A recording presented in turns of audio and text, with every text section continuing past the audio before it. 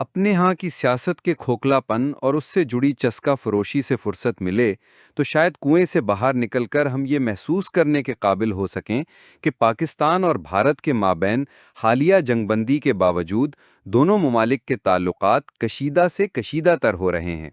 ہماری بقا سے متعلق اس بنیادی معاملے پر تاہم ہمارے روایتی اور سوشل میڈیا میں سرسری گفتگو بھی نہیں ہو رہی۔ تھوڑا وقت نکال کر یوٹیوب کھولیں۔ سوشل میڈیا کے اس پلیٹ فارم پر نہایت منظم انداز میں بھارت کے نامور صحافی محض اس تقریر کا یکسو ہو کر ذکر کر رہے جو پاکستانی فوج کے سربراہ فیلڈ مارشل عاصم منیر نے بھارتی میڈیا کے بقول حالیہ دورہ امریکہ کے دوران فلوریڈا میں پاکستانیوں کے ایک اجتماع سے کی ہے۔ یاد رہے کہ جس تقریب سے خطاب کا ذکر ہو رہا ہے اس میں شریک ہونے والوں کو موبائل فون ہال کے باہر جمع کروانے تھے۔ آرمی چیف کے خطاب کی ریکارڈنگ بھی میرے خیال میں نہیں ہوئی۔ پاکستانیوں سے ملاقات کا اصل مقصد شاید کھلی ڈلی گفتگو تھی جو کیمروں کی موجودگی میں ممکن نہیں۔ اس تقریب کے ختم ہونے کے چند ہی گھنٹوں بعد مگر بھارت کی ایک معروف ویب سائٹ دی پرنٹ کے ٹویٹر ہینڈل پر بینڈ باجا بارات سمیت ایک بریکنگ نیوز چلی۔ اس میں یہ دعویٰ ہوا کہ فیلڈ مارشل عاصم منیر نے اپنے ہم وطنوں کو یقین دلایا ہے کہ اگر بھارت نے پاکستان پر آئندہ حملہ کیا، جنگ طویل ہونے کی وجہ سے پاکستان اپنا وجود کھوتا محسوس ہوا، تو ہماری فوج وہ ہتھیار چلا دے گی جو پاکستان اور بھارت ہی نہیں بلکہ دنیا کے دیگر ملکوں کے وجود کو بھی خطرے میں ڈال سکتا ہے۔ مذکورہ خبر پھوڑنے کے بعد قارئین کو اکسایا گیا کہ وہ دی پرنٹ کی ویب سائٹ پر پروین سوامی کے یوٹیوب پر مذکورہ تقریر کے حوالے سے مزید خبروں کا انتظار کریں۔ پروین کے یوٹیوب خطاب کو میں نے بہت غور سے سنا۔ پروین سوامی سے میری بھارت کے 12 دوروں کے باوجود کوئی ذاتی ملاقات نہیں ہوئی ہے۔ موصوف دہشت گردی امور کے ماہر گردانے جاتے ہیں۔ اس تناظر میں توجہ مقبوضہ کشمیر کی سیاست، حریت پسند جماعتوں اور انتہا پسند تنظیموں پر ہی مرکوز رکھی۔ بھارت میں پاکستان کی مبینہ سرپرستی میں ہوئی دخل اندازی کا ذکر کرتے ہوئے یہ صاحب جو انداز اختیار کرتے اور جس زبان میں تفصیلات بیان کرتے ہیں وہ خفیہ ایجنسیوں سے گہرے تعلقات کا اظہار ہوتے ہیں۔ بسا اوقات موصوف کی گفتگو سنتے یا اخبار کے لیے لکھی خبر پڑھتے ہوئے یہ گمان ہوتا ہے کہ ہم کسی خفیہ ایجنسی کے فدوی کی اپنے حکام بالا کے لیے لکھی ڈائری پڑھ رہے ہیں۔ یوٹیوب یا تحریری خبر کے لیے وہ اخباری یعنی اہمیانہ زبان استعمال نہیں کرتے، ایسی اصطلاحات کی بھرمار سے اپنا مدعا بیان کرتے ہیں جو خفیہ والے ایک دوسرے کے ساتھ پیغام رسانی کے لیے استعمال کرتے ہیں۔ بہرحال دی پرنٹ کی ویب سائٹ پر ڈالے ویلاگ میں موصوف نے دعویٰ کیا کہ امریکی ریاست فلوریڈا کے ایک مہنگے ہوٹل میں پاکستانیوں سے گفتگو کرتے ہوئے فیلڈ مارشل عاصم منیر نے بھارت کے ساتھ جنگ کے حوالے سے ہم تو ڈوبے ہیں صنم تم کو بھی لے ڈوبیں گے کے علاوہ یہ دعویٰ بھی کیا کہ بھارت پاکستان کے حصے کا دریائی پانی روکنے کے لیے مختلف ڈیم بنا لے گا تو پاکستان انہیں میزائلوں کی برسات سے تباہ کر دے گا۔ سوامی نے جو سنسنی خیز خبر پھیلائی اس کے ذرائع اس مذکورہ تقریب میں موجود شرکاء کو بتایا۔ یہ بات ثابت کرنے کو کہ اس کی دی خبر مصدقہ ہے، موصوف نے اس مینیو کی تفصیلات بھی پیش کر دیں جو بقول ان کے مذکورہ تقریب میں کھانے کے لیے تیار ہوا تھا۔ چند مشہور ہوٹلوں کے مینیو آج کے ڈیجیٹل دور میں آپ گھر بیٹھے بھی حاصل کر سکتے ہیں۔ سوامی نے اگر ایسا نہیں کیا تو یقیناً بھارتی خفیہ ایجنسیوں کا کوئی مخبر اس ہوٹل کے جہاں یہ تقریب منعقد ہوئی تھی کہ ملازم سے رابطہ کے بعد اسے حاصل کر سکتا ہے۔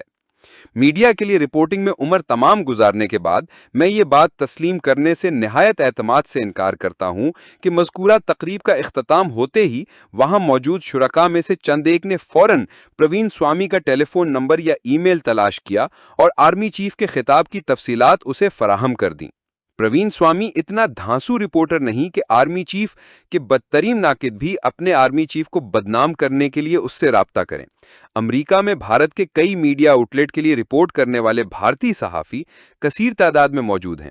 ان میں سے چند پاکستانیوں کے مختلف وجوہات کی بنیاد پر ذاتی دوست بھی ہیں۔ امریکہ میں موجود بھارتی صحافیوں سے بھی فلوریڈا کی اس تقریب میں موجود کسی پاکستانی کا آرمی چیف کی تقریر کے فوری بعد رابطہ کر کے تفصیلات فراہم کرنا ممکن نہیں۔ سوامی نے یقیناً فیلڈ مارشل عاصم منیر سے سنسنی خیز باتیں منسوب کرتے ہوئے اپنی ہٹی چلانے کی کوشش کی۔ سنسنی خیزی کا اندازہ لگانے کے لیے محض اس دعوے پر غور کرنا لازمی ہے کہ پاکستان کے آرمی چیف میں مذکورہ تقریب کے شرکاء کو یقین دلایا کہ جیسے ہی بھارت پاکستان جانے والے پانی پر ڈیم کی تعمیر مکمل کرے گا تو پاکستان اسے میزائلوں کی بارش برسا کر تباہ کر دے گا۔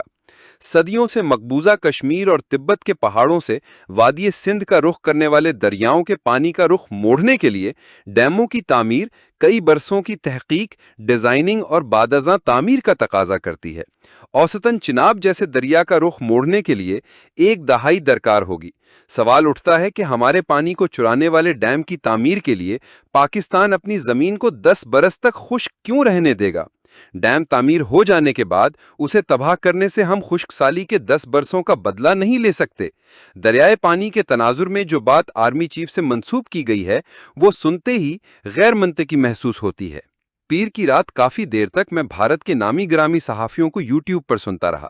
وہ سب یکسو ہو کر جو کہانی فروغ دے رہے تھے اس کا مقصد ہی یہ دنیا کو باور کروانا تھا کہ پاک آرمی کی قیادت ان دنوں ایسے شخص کے ہاتھ میں ہے جو مذہبی انتہا پسند ہے اور منطقی انداز میں نہیں سوچتا۔ بھارت کو اس کے رویے پر کڑی نگاہ رکھنی ہوگی۔ جو تھیوری میں نے بیان کی ہے اسے نہایت منظم انداز میں سوچی سمجھی حکمت عملی کے ساتھ 12 مختلف مشہور اینکروں کے ذریعے دہرایا گیا۔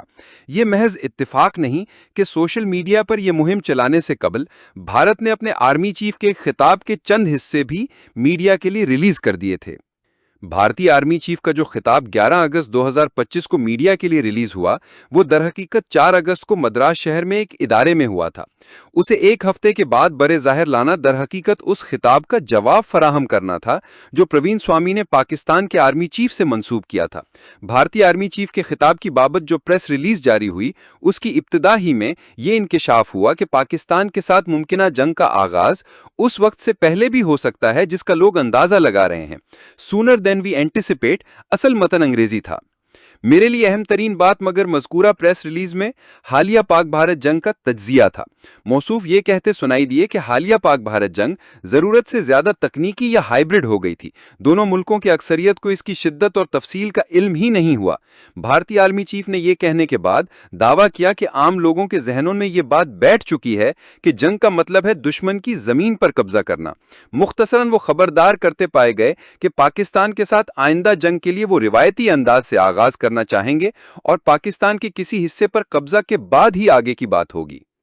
شام 7 سے رات 12 بجے تک ہمیں ہر وقت باخبر رکھنے کا دعویٰ کرنے والے میڈیا میں بھارتی آرمی چیف کے خطاب کے بھڑک باز مگر خطرناک فکروں کا ذکر ہی نہیں تھا۔ ہمارے یوٹیوب چینلوں پر چھائے صحافی بھی اسے نظر انداز کرتے ہوئے محسوس ہوئے۔ پی ٹی آئی کے مزید رہنماؤں کو 10 اور 5 سال کی سزائیں ملنا ہی ہمارے میڈیا کا مرکزی موضوع رہا۔